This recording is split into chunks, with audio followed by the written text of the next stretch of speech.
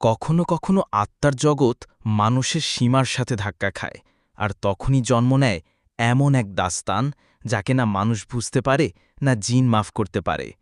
এই গল্প এক আল্লাহর অলির, যার হৃদয় রবের মোহাব্বতের মধ্যে ডুবে থাকত, কিন্তু তকদির তাকে নিয়ে গেল এক জিন্নি মেয়ের দিকে, যার চোখে ছিল দুঃখ আর আত্মায় লুকিয়েছিল এক রহস্য।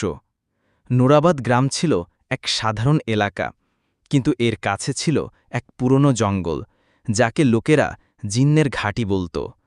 সেখানেই থাকতেন সৈয়দ আয়ান শাহ, এক পরহেজগার নেক মানুষ, আল্লাহর সত্যিকারের অলি। লোকেরা তাকে অলি বলত, কারণ তার কথাই ছিল প্রভাব আর দোয়াই ছিল বরকত। প্রতি সকালে তিনি জঙ্গলের সেই কোণে যেতেন, যেখানে ছিল এক পুরনো দরগা। সেখানে বসে ইবাদত করতেন, রবের সাথে সম্পর্ক রাখতেন। গ্রামের লোকেরা ভয় পেত। তারা বলত, শাহজি, ওখানে যাবেন না, সেই জায়গা পাক হলেও সেখানে কেউ আছে যে মানুষ নয়। কিন্তু শাহ শুধু মুচকি হেসে বলতেন, যেখানে রব আছেন সেখানে ভয় কিসের। এক রাতে আয়ান শাহ সব সময়ের মতো দরগাহে ইবাদত করছিলেন, চোখ বন্ধ, জিহ্বায় শুধু রবের নাম। হঠাৎ কারো কান্নার আওয়াজ ভেসে এল, মৃদু কিন্তু সরাসরি হৃদয় ভেদ করে। তিনি চোখ খুললেন আর দেখলেন এক মেয়ে, কালো পোশাকে মোড়া, দূরে দাঁড়িয়ে আছে, মুখে নূর কিন্তু চোখে গভীর দুঃখ। মেয়েটি বলল, আমাকে দেখো না, আমি মানুষ নই। শাহ শুধু বললেন, যদি তুমি দুঃখী হও তাহলে রবের কাছে চলো, বাকি সব কথা ছেড়ে দাও। মেয়েটি কাঁপতে কাঁপতে এগিয়ে এলো। প্রথমবার তার মুখ স্পষ্ট দেখা গেল। সে ছিল অত্যন্ত সুন্দরী, কিন্তু চোখে ছিল শতাব্দীর পুরনো কষ্ট। পরক্ষণেই এক তীব্র ঠান্ডা হাওয়া বইল, আর মেয়েটি চোখের সামনে থেকে অদৃশ্য হয়ে গেল। সেই রাতের পর আয়ান শাহের ঘুম উড়ে গিয়েছিল। সেই মেয়ে, তার চোখ, তার কথার ধরন সবসময় যেন মনে গুঞ্জন তুলত। তিনি ভাবতে থাকলেন, সে কি সত্যিই জিন্নি ছিল? যদি তাই হয়, তাহলে রবের জিকিরের সামনে তার ভয় কেন লাগবে? ৩ রাত কেটে গেল। প্রতি রাতে তিনি দরগাহে গেলেন, প্রতিবার একই ইবাদত, একই দোয়া, কিন্তু মেয়েটি আর আসল না। চতুর্থ রাতে যখন শাহ চোখ বন্ধ করে ইবাদত শুরু করলেন, তখন হৃদয়ে এক অদ্ভুত অস্থিরতা জাগল, যেন কেউ খুব কাছে আছে কিন্তু কথা বলতে পারছে না। তিনি চোখ খুললেন, সে সেখানেই ছিল, ঠিক দরগাহের বাইরে, সেই কালো পোশাক, সেই শূন্য চোখ। কিন্তু এবার সে কিছু বলল না, চুপচাপ বসে পড়ল আর দুহাতে মাটি তুলে দেখতে লাগল। শাহ জিজ্ঞেস করলেন, তুমি কে? সে বলল, যাকে দুনিয়া কখনো নাম দেয়নি, যাকে জিনেরা গ্রহণ করেননি আর মানুষরা ভয় পেয়ে দূরে সরিয়ে দিয়েছে। শাহ আবার জিজ্ঞেস করলেন, তুমি এখানে কেন আসো? সে বলল, কারণ তুমি যখন ইবাদত করো তখন আমার ভেতরে কষ্ট কিছুক্ষণের জন্য থেমে যায়। আয়ান শাহ প্রথমবার তার কথায় ভয় নয়, এক অদ্ভুত সান্ত্বনা অনুভব করলেন। তিনি বললেন, যদি আত্মায় কষ্ট থাকে তাহলে রবের রহমতই তার ঔষধ। তুমি জিন্নি হও বা মানুষ, যদি সত্যিকারের হৃদয় থেকে ডাকো তাহলে খোদা অবশ্যই শুনবেন। মেয়েটি মুচকি হাসল, কিন্তু সেই হাসিতে সান্ত্বনা নয়, শতাব্দীর কষ্ট ছিল। তারপর সে বলল, যদি আমি তোমাকে আমার সত্য বলি, তুমি কি তখনও আমার সামনে রবের জিকির করবে? শাহ বিনা দ্বিধায় উত্তর দিলেন, যদি তুমি আগুন থেকে তৈরি হও তাহলে আমি নূর থেকে তৈরি, আর নূর কখনো আগুন থেকে ভয় পায় না। পরক্ষণে মেয়েটির চোখ লাল হয়ে গেল, তার কণ্ঠ ভারী হয়ে গেল, আর সে মাথা নিচু করল। তাহলে শোনো আমার সত্য।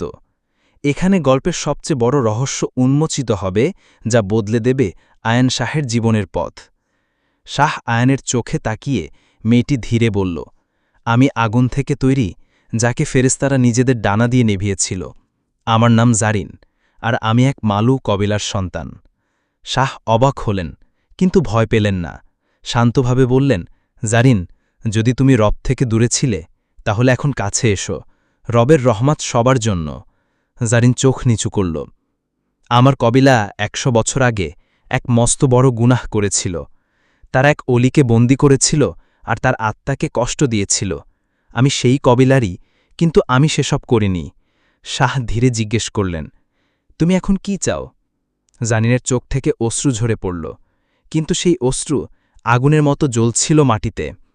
আমি শুধু চাই রব আমাকেও মাফ করে দিন, আমি ক্লান্ত হয়ে পড়েছি এই আগুনের দেহ থেকে, এই গুনাহের ছায়া থেকে।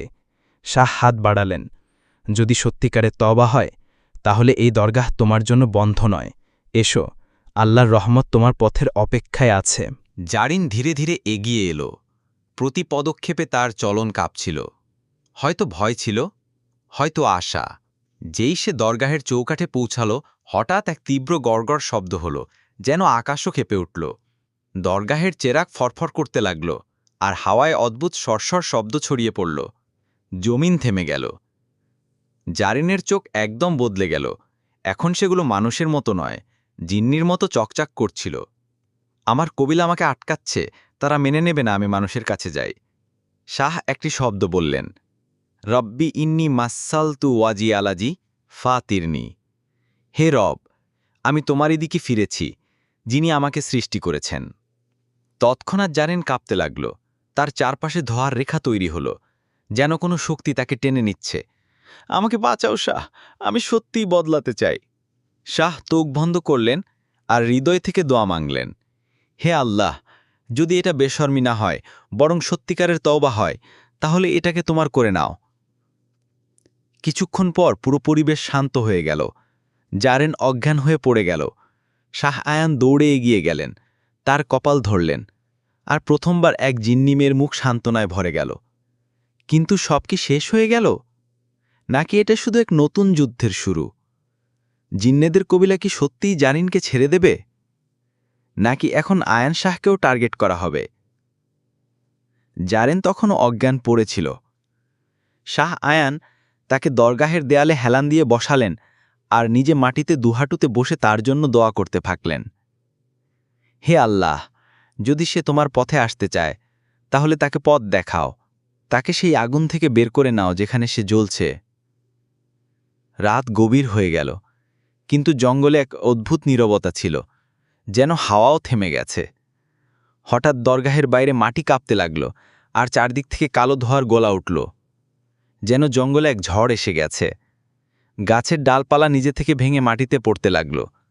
শাহ আয়ান দাঁড়ালেন, চোখ বন্ধ করলেন আর একটি আয়াত পড়লেন, আউযু বিল্লাহি মিনাশ শাইতানির রাজিম।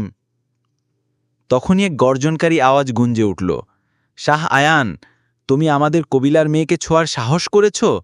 তোমার জান কি প্রিয় নয়?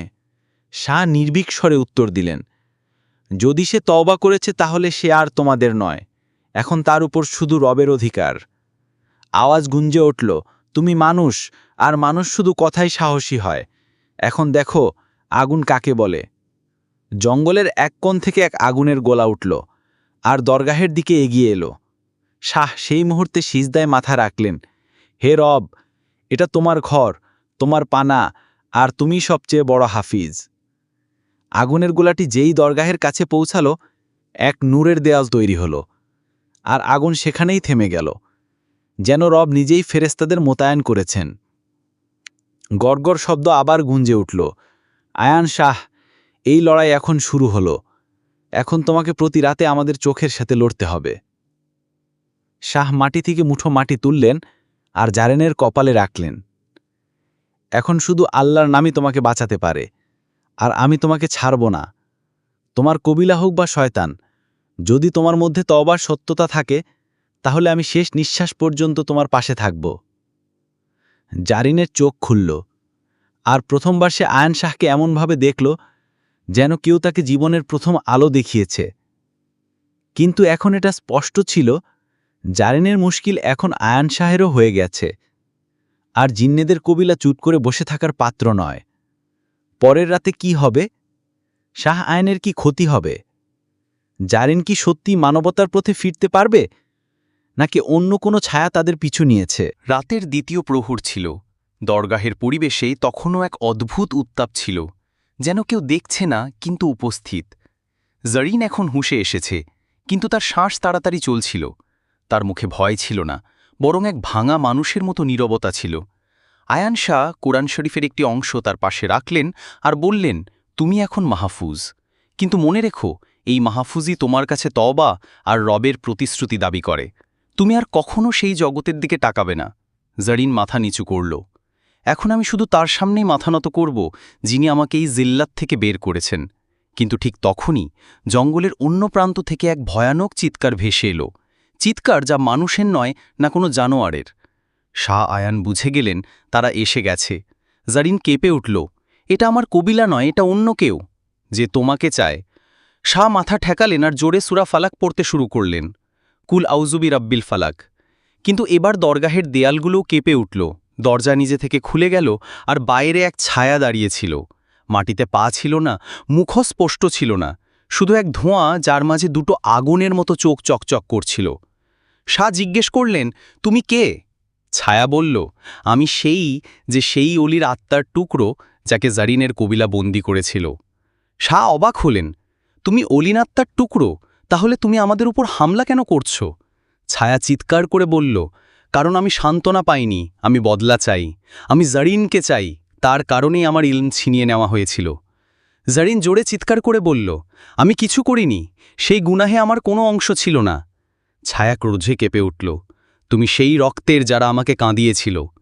শাহ আয়ান এগিয়ে গেলেন, যদি তুমি অলির আত্মা হও তাহলে তোমার মধ্যে সত্য আর ন্যায় থাকা উচিত, বদলার আগুন নয়। ছায়া হাসল, আমি এখন আর আত্মা নই, আমি বদলা হয়ে গেছি, আর বদলাকে কোনো অলি আটকাতে পারে না। তারপর সে দরগাহের ভেতর ঢুকল, কিন্তু যেই জারিনের কাছে পৌঁছল, কোরআন শরীফের আলো ছড়িয়ে পড়ল। ছায়া চিৎকার করল যেন আগুনে কেউ জ্বলছে, আর তারপর এক তীব্র ধামাকার সাথে সেই ছায়া অদৃশ্য হয়ে গেল। কিন্তু যাবার সময় একটি শব্দ ফেলে গেল, পরের বার তোমাকে শুধু ভয় নয়, ক্ষতিও হবে। জারিন ফুপিয়ে কাঁদতে লাগল, আমাকে মাফ করে দাও, আমি যদিও কিছু করিনি, তবু আমার বংশের গুনাহের আগুন এখন সবাইকে জ্বালাচ্ছে। শাহ আয়ান মাথা নিচু করলেন, এটা একটা পরীক্ষা, তোমারও জন্য আর আমারও জন্য। কিন্তু এখন প্রশ্ন হল, সেই অলির ছিন্ন ভিন্ন আত্মাকে এখনও কোথাও ঘুরছে, সে কি জারিনের মৃত্যু চায় নাকি তার আত্মার পবিত্রতা? আর শাহ আয়ানকে এই যুদ্ধে একা পড়ে যাবেন না? রাত পেরিয়ে গেল, সকালের আজানের আওয়াজ দরগাহের পরিবেশকে কিছুক্ষণের জন্য সান্ত্বনা দিল। কিন্তু আয়ান শাহ জানতেন এটা শুধু একটা নীরবতা, যা পরবর্তী ঝড়ের আগে এসেছে। জারিন এখন শান্ত ছিল, কিন্তু তার চোখে একটা প্রশ্ন ঠায় দাঁড়িয়েছিল, আত্মারাও কি বদ্রর জন্য বাঁচে? একজন সত্যিকারের অলি কি তার দুঃখের কারণে কারো মৃত্যু চায়? শাহ আয়ান বললেন, না, একজন সত্যিকারের অলি কখনো বদলার জন্য ফিরে আসে না। কিন্তু যদি তার আত্মা কষ্টে থাকে, তাহলে নিশ্চয়ই কোনো অসমাপ্ত রহস্য আছে যা তাকে সান্ত্বনা পেতে দেয় না। জারিন ধীরে উঠে বলল, আমাকে সেই জায়গায় নিয়ে চলো যেখানে সেই অলিকে শেষবার দেখা গিয়েছিল। শাহ আয়ান কিছুক্ষণ ভাবলেন, তারপর এক পুরনো সিন্দুক থেকে একটি বই বের করলেন। সেই বইয়ে লেখা ছিল দরগাহের ইতিহাসের সবচেয়ে ভয়ানক দাস্তান। 1226 হিজরিতে এক অলি, আব্দুল ওয়াহিদ শাহ, যিনি মানুষ আর জিন উভয়কেই দিন শিখিয়েছিলেন, তাকে এক রাতে হঠাৎ দরগাহে পিছনের কুয়ায় বন্দি করা হয়েছিল। বন্দি করেছিল সেই জিনদের কবিলা যার সাথে জারিনের সম্পর্ক ছিল। কিন্তু সবচেয়ে অবাক করা বিষয় ছিল, সেই অলি মারা যাওয়ার পরও দাফন করা হয়নি, বরং তার আত্মা সেই কুয়ায় আজও বন্দী, কারণ কেউ তার হত্যাকারীদের নাম বলে তার আত্মাকে মুক্তি দিতে পারেনি। শাহ আর জারিন সেই পুরনো কুয়োর কাছে পৌঁছলেন, যে এখন পরিত্যক্ত ছিল, শুকনো আর ভাঙা। যেই শাহ সেখানে পা রাখলেন, হাওয়া একদম ঠান্ডা হয়ে গেল, মাটি থেকে যেন কান্নার শব্দ ভেসে আসতে লাগল। শাহ মাটির দিকে তাকিয়ে বললেন, যদি তুমি সেই আত্মা হও, তাহলে বলো তুমি কি এখনো ইনসাফ চাও? কুয়ো থেকে এক গুঞ্জনকারী আওয়াজ এলো, আমি ইনসাফ চাই না, শুধু আমার পয়গাম পূর্ণ করো। জারিন কেঁপে উঠল, কোন পয়গাম? আত্মা বলল, আল্লাহ আমাকে যে ইলম দিয়েছিলেন তা আমি মানুষের ভাষায় লিখিয়েছিলাম, কিন্তু সেই সাফা জিন্নারা চুরি করে নিয়েছিল। সেই ইলম থেকে আমার পরে অলি হওয়ার কথা ছিল, এখন যদি সেই ইলম ফিরে না আসে তাহলে এই দরগা উজড়ে যাবে। শাহ বললেন, সেই সাফা কোথায়? আওয়াজ থেমে গেল। জারিন কেঁপে কেঁপে বলল, আমার কবিলার রুহানি রক্ষকের কাছে, কিন্তু সে এক অভিশপ্ত দরগাহের নিচে থাকে, যেখানে জিন্নারাও যেতে ভয় পায়। শাহ বিনা দ্বিধায় বললেন, তাহলে চলো, যদি সেখানে সেই ইলম থাকে তাহলে আমাদের সেখানে যেতে হবে। কিন্তু এখন এটার সাধারণ খোঁজ নয়, এখন আয়ান শাহ আর জারিনকে সেই কবরস্থানে যেতে হবে যেখানে জিন্নারা মানুষের আত্মাকে বন্দী করে রেখেছে, যেখানে পা রাখলে কেউ ফিরে আসে না, আর যেখানে সেই রক্ষক থাকে যে মৃত্যুর চেয়েও ভয়ানক শাস্তি দেয়। শাহ আয়ান কি সত্যিই সেই ভয়ঙ্কর জায়গায় যেতে পারবেন? জারিন কি তার নিজের কবিলার বিরুদ্ধে দাঁড়াতে পারবে? আর অলির আত্মা কি অবশেষে মুক্তি পাবে? রাত আবার নেমে এসেছিল, কিন্তু এবার পরিবেশে নীরবতা নয়, এক অদ্ভুত ভয় ছিল। আয়ান শাহ আর জারিন দারগাহ থেকে ৩ কোষ দূরে সেই পরিত্যক্ত জঙ্গলের দিকে এগিয়ে চললেন, যেখানে ছিল অভিশপ্ত দারগাহ, যাকে শতাব্দী ধরে কেউ পার করতে পারেনি। পথ ছিল নির্জন, গাছগুলো শুকিয়ে গিয়েছিল, হাওয়া বরফের মতো ঠান্ডা, আর প্রতিটি ঝোপের পেছনে যেন কারো দৃষ্টি গেথে বসেছিল। জারিন থেমে গেল। শাহ, একটা কথা বলবো? আয়ান তার দিকে তাকালেন। বলো। এই জায়গা আমার কবিলার জন্য হারাম, কারণ এখানে সেই জিন্নারা থাকে যারা কবিলার বিরুদ্ধে বিদ্রোহ করে অন্ধ কুঁয়োয় ফেলে দেওয়া হয়েছিল। তাদের আত্মা এখন মানুষ নয়, জিন্নাদেরও মেরে ফেলে। শাহ মাথা নিচু করে শুধু বললেন, যার সাথে রব আছেন তাকে এই ছায়াগুলোর ভয় লাগে না। কিছু দূর যাওয়ার পর ঘন কুয়াশা ছড়িয়ে পড়ল, এত ঘন যে হাত সামনে রাখলেও কিছু দেখা যায় না। তখনই এক পুরনো মিনার উঠে এলো, ঝুঁকে পড়া, ভাঙা, কিন্তু এখনও কিছু বলছে। অভিশপ্ত দরগাহ সেখানেই ছিল। জারিন ধীরে বলল, এই দরগাহের দরজা জিন্না রক্ষকের অনুমতি ছাড়া খোলে না। শাহ আয়ান এগিয়ে গিয়ে দরজাটা দেখলেন। দরজা লোহার নয়, জমাট রক্ত আর হাড় দিয়ে তৈরি, আর দরজায় লেখা ছিল একটি শব্দ, সিরিয়ানের মার্কাজ, ইলমের ক্ষুধার্তরা এখানে জ্বলে। শাহ কোরআন তুললেন আর আয়াতাল কুরসি পড়তে শুরু করলেন। যেই তার কণ্ঠ গুজে উঠল, দরগাহের দরজা নিজে থেকে ধরাম শব্দে খুলে গেল। কিন্তু দরজার ওপারে অন্ধকার নয়, সাদা আলো ছিল, যা চোখে লাগে। আর তার মাঝে দাঁড়িয়েছিল এক জিন্না, পুরোপুরি মানুষের মতো, কিন্তু চোখ বরফের মতো সাদা। সে ধীরে বলল, তোমরা দুজনকে, তোমাদের শ্বাসে ইলমের গন্ধ আছে, কিন্তু সাথে একটা অভিশাপও আছে। আয়ান বললেন, আমরা অলি আব্দুল ওয়াহিদ শাহের পয়গাম পূর্ণ করতে এসেছি। আমাদের সেই শফা চাই যা তুমি লুকিয়ে রেখেছ। জিন্না কিছুক্ষণ চুপ থাকল, তারপর হাসল। তুমি ভেবেছ ইলম শুধু বই থেকে আসে? সেই শফা একটা পরীক্ষা, যাকে পেতে হলে আগে নিজের আত্মাকে দাওয়ে লাগাতে হবে। জারিন কেঁপে উঠল। এর মানে কি? জিন্না বলল, এই দরগাহে একটা আয়না আছে, যেখানে দেখলে নিজের আত্মার সবচেয়ে কালো অংশ দেখা যায়। যদি তুমি সহ্য করতে পারো তাহলে সাফা তোমার, নইলে সেই আয়নায় তোমার কবর হয়ে যাবে। শাহ বিনা দ্বিধায় বললেন, আমরা প্রস্তুত। এখন তাদের সামনে ছিল সেই আয়না, যেটা দেখলেই যে কোনো মানুষ বা জিন্না নিজের গুনহা, লোভ, দুর্বলতার সাথে পরিচিত হয়ে যায়। শাহ আর জারিন কি সেই আয়নার সত্যতা দেখতে পারবে? সেই সাফা কি হাতে আসবে, নাকি তারাও সেই আত্মাদের মধ্যে যোগ দেবে যারা এই তার গাহে বন্দী? দরগাহের সেই কালো হল ঘরে শুধু একটিই জিনিস ছিল, সেই আয়না। আয়না এত পরিষ্কার যে মনে হয় যেন মানুষ তার মধ্যে ডুবে যাবে। কিন্তু এটা সাধারণ কাঁচ নয়, এটা ছিল আত্মার আয়না, যেখানে দেখলে নিজের মধ্যে লুকানো প্রতিটি বুড়াই, প্রতিটি গুণা আর প্রতিটি অপূর্ণ হাসরাত দেখা যায়। জিন্না রক্ষক বিছিয়ে গেল। প্রথমে সেই দেখুক যার রক্তে আগুন বেশি। শাহজারিনের দিকে তাকালেন। সে কাঁপছিল, কিন্তু তার চোখে এখন ভয়ের যে সাহস বেশি। সে এগিয়ে গেল আর আয়নার সামনে দাঁড়াল। এক মুহূর্ত, তারপর আয়না চকচক করতে লাগল, আর তাতে যা দেখা গেল, জারিনের চোখ ভরে গেল। সে দেখল এক নিষ্পাপ ছোট্ট মেয়ে দরগাহের কাছে দাঁড়িয়ে আছে, মাসুম আর ভোলা। হঠাৎ তার কবিলার জিন্নারা এলো, সেই মেয়েকে তুলে নিয়ে আগুনের ঝিলে ফেলে দিল। জারিন চিৎকার করে উঠল, না, এটা মিথ্যে। আয়না থেকে আওয়াজ এলো, এটা মিথ্যে নয়, এটা সেই মেয়ে যাকে তোমার কবিলা কুরবানি দিয়েছিল যাতে তুমি জিন্নাদের শক্তি পাও। জারিন কাঁপতে থাকল, আমি জানতাম না যে আমার শক্তি কোনো মাসুমের মৃত্যুর উপর তৈরি। আয়না আরও উজ্জ্বল হল। এবার তাতে এক অলির আত্মা দেখা গেল, যাকে শিকলে বেঁধে এক কুয়োয় ঠেলে দেওয়া হচ্ছে। অলির চোখে রাগ ছিল না, শুধু একটি বাক্য ছিল, যে আমার এলমের পথ আটকেছে সে রুহানিভাবে ধ্বংস হয়ে যাবে। জারিন মাটিতে পড়ে গেল, চোখ থেকে অশ্রু ঝরতে লাগল। আমাকে মাফ করে দাও, আমি সেই শক্তির প্রতি ঘৃণা করি যার ভিত্তি কারো কষ্টের উপর। আয়না ধীরে ধীরে কালো হয়ে গেল, আর তারপর হঠাৎ এক সাদা আলোয় পরিণত হল। জিন্না রক্ষক এগিয়ে এলো, তার হাতে একটা চকচকে পাতা ছিল। তুমি পাশ করেছ, এই নাও সেই সাফা, অলির আসল ইলম। শাহ সেই পাতা নিলেন। তাতে কিছু অদ্ভুত শব্দ ছিল, না পুরোপুরি আরবি, না পুরোপুরি ফার্সি। কিন্তু যেই তিনি পড়তে শুরু করলেন, দরগাহের মাটি কাঁপতে লাগল। জিন্নারক্ষক অবাক হল, এটা কি করলে তুমি? সেই সফা শুধু রাখার জন্যে ছিল, পড়ার জন্যে নয়। শাহ মাথা নিচু করে শুধু বললেন, আমি তাই করেছি যা সেই আত্মা চেয়েছিল। এখন তার ইলম এই দুনিয়ায় আবার জীবিত হবে। কিন্তু ঠিক তখনই দরগাহের মেঝে থেকে কালো ধোঁয়া বের হতে লাগল আর একটা আওয়াজ গুঞ্জে উঠল, তুমি আমাকে মুক্ত করেছ, কিন্তু এখন এই দুনিয়া সেই ইলমের বোঝা বহন করতে পারবে না। এখন অলির অসম্পূর্ণ আত্মা পূর্ণ হয়ে গিয়েছিল, কিন্তু তার সাথে জেগে উঠেছিল একটা রহস্য যা শতাব্দী ধরে লুকিয়েছিল। শাহ আয়ান কি দরজা খুলে কোনো মস্ত বড় বিপদ মুক্ত করে দিয়েছেন? জারিন কি এখন সেই আত্মার উত্তরাধিকারী? আর সেই পাতায় এমন কি লেখা ছিল যার জন্য মাটিও কেঁপে উঠল?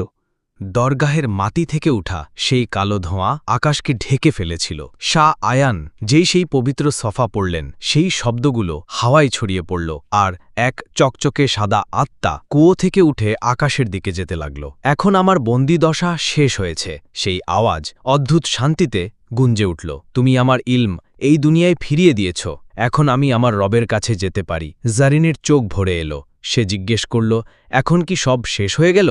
দরগা কি মাহফুজ? শাহ মাথা নিচু করে বললেন, হ্যাঁ, কিন্তু প্রতিটি ইলমের একটি মূল্য থাকে। যে আত্মাকে আমরা মুক্ত করেছি তার সাথে সেই রহস্যও খুলে গেছে যা শতাব্দী ধরে দাফন ছিল। জারিন সফার দিকে তাকালো। এখন সেই সফা ছাই হয়ে গিয়েছিল। শাহ শেষবার সেই দরগাহের সিঁড়িগুলো দেখলেন যেখান থেকে সব শুরু হয়েছিল। তারপর দুজনে সেই পুরনো পথে ফিরলেন। কিন্তু এখন জঙ্গল আর আগের মতো ছিল না। হাওয়ায় সান্ত্বনা ছিল, গাছগুলো আবার জীবিত মনে হতে লাগল, আর দরগাহের দেয়াল থেকে আবার জিকির ফিকিরের আওয়াজ ভেসে আসতে লাগল। কয়েক মাস পর দরগাহে একটি নতুন মাজার তৈরি হল, ছোট, সরলতায় ভরা, যার উপর লেখা ছিল, এখানে সেই ইলম দাফন আছে যা আত্মাদের পথ দেখায়, কিন্তু শুধু তাদের যারা সত্যিকারের হৃদয় থেকে তালেব। জারিন এখন মানুষের দুনিয়ায় বাস করছিল। সে জিন্নেদের জগৎ থেকে তার সম্পর্ক ছিন্ন করেছিল। আর শাহ আয়ান, তিনি আবার দরগাহে অলির মতো মানুষের পথপ্রদর্শন শুরু করলেন। কিন্তু যখনই কেউ তাকে জিজ্ঞেস করত, সত্যিই কি জিন্নে আছে, তিনি মুচকি হেসে শুধু বলতেন, কিছু গল্প শোনার জন্য আর কিছু বেঁচে থাকার জন্য। অলি আর জিন্নিমের সফর এখানেই শেষ হয়।